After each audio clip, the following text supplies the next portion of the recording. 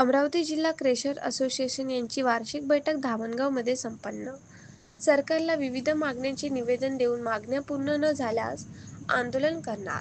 अमरावती जिल्हा crusher association जिल्हाध्यक्ष महेंद्र भातकुले यांनी दिला इशारा.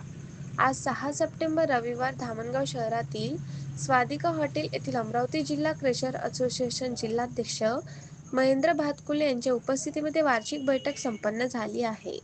यावेळी प्रसार माध्यमांशी बोलताना त्यांनी म्हटले आहे की सरकारच्या नवीन नियमानुसार खाणपट्टा मंजुरीच्या अटी शर्तीत खूप बदल झाला असून यामुळे गिट्टी क्रशर नियमात मोठा बदल झाला आहे. त्यामुळे आता अमरावती जिल्हा क्रेशर असोसिएशन आक्रमक झाले आहे. त्यांनी काही मागण्या महाराष्ट्र सरकारकडे मागितल्या आहे. त्या अनुषंगाने आज धामणगाव येथे वार्षिक बैठक केली. यावेळी महाराष्ट्र शासनाच्या एमसँड धोरणाची अंमलबजावणी करण्याकरिता प्रत्येक तहसील कार्यालयात तहसीलदार साहेबांच्या अध्यक्षतेखाली मीटिंग खादानधारकांची घेण्यात येत आहे.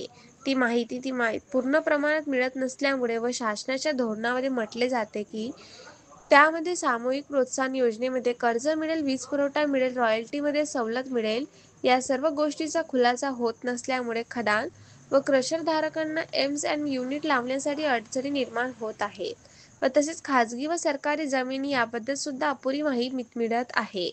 तरी शासन दरबारी आमचे म्हणणे आहे की अमरावती जिल्ह्यामध्ये एमसँड युनिट 50 चालू करण्याकरिता जिल्हाधिकारी कार्यालयाकडून आम्हाला पूर्ण मदत देण्यात यावी व आमच्या एम्स युनिटला लागणाऱ्या सर्व परवानगी लवकरात लवकर आम्हाला मिळवून देण्यात याव्या, जेणेकरून आमची एमसँड युनिट लवकरात लवकर चालू होईल असे वार्षिक बैठक. त्यात अनेक मागण्या त्यांनी पत्रकारांकडे सांगितल्या आहेत. अमरावती जिल्हा क्रशर असोसिएशनच्या वतीने आज धामणगाव रेल्वे इथे असोसिएशनची वार्षिक मीटिंग घेण्यात आलेली आहे.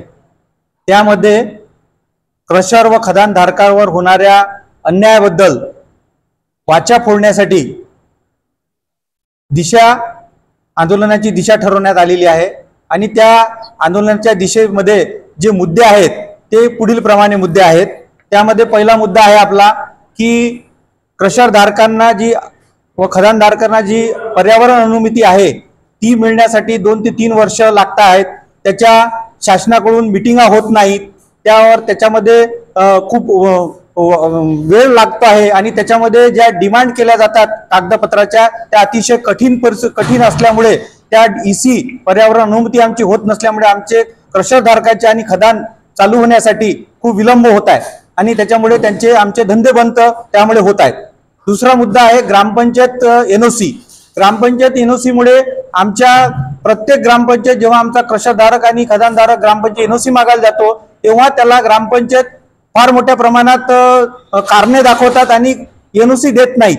त्यामुळे आणि शासनाने आम्ही जेव्हा अर्ज करतो कलेक्टर ऑफिसला त्याच्यामध्ये जेव्हा अर्ज मध्ये कलेक्टर ऑफिस त्यांना पत्र देते तरी सुद्धा त्यांना ते उत्तर देत नाहीत. त्यामुळं ग्रामपंचायत NOC आम्हाला क्रशर व खदानसाठी लागायला नको असा शासनाने आम्हाला याच्यामध्ये त्याच्यामध्ये मदत करण्यात यावी, रिलीफ देण्यात यावा.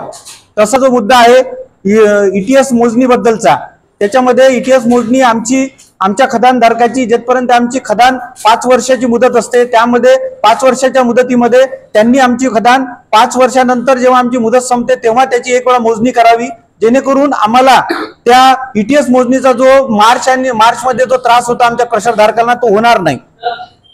तसेच त्याच्यानंतर आमचा जो ग्रामपंचायत टॅक्सचा बद्दल जो मुद्दा आहे की आमच्या ग्रामपंचायत जे आम्हाला आमचं जे क्रशरचं पूर्ण एरिया आहे जो अकृषक झालेला आहे त्याला सरसकट 7 रुपयाने आम्हाला टॅक्स लावलेला आहे, तो आम्हाला कमी करून 2 रुपयावर टॅक्स लावण्यात यावा. त्यानंतर आमच्या क्रशर धारकांना जे याच्या सवलती आहेत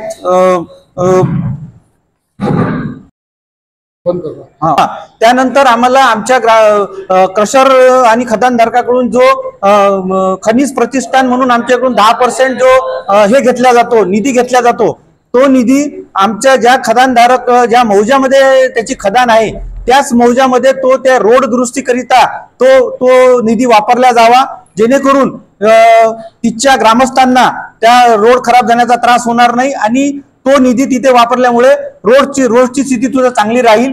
हा एक मुद्दा सर्वात महत्त्वाचा आमचा मुद्दा आहे. तरी आमच्या या आजच्या मीटिंगच्या माध्यमातून आम्ही शासनाला हे एक संदेश देऊ इच्छितो की आमच्या क्रशर व खदानधारकांना ज्या परमिशन्स आहेत, ज्या शासनाकडून ठरवलेल्या नियमानुसार ज्या परमिशन आहेत, त्या लवकरात लवकर आम्हाला शासनाकडून त्याच्यामध्ये सुविधा करून लवकरात लवकर आम्हाला उपलब्ध करून द्यावा, जेणेकरून आमचा क्रशर व खदान धंदा हा सुरळीत चालेल आणि आम्ही लोकांना शासनाला जे डेव्हलपमेंटमध्ये आमचा फार मोठा सहभाग क्रशर धारकाचा असेल. समोर साखळी उपोषणाला बसणार आहे 1 तारखेला.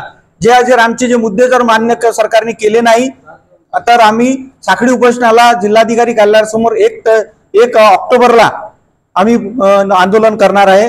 ही आम्ही शासनाला आम्ही आमच्या क्रशर असोसिएशन तर्फे इशारा देत आहोत. जिंदाबाद जिंदाबाद.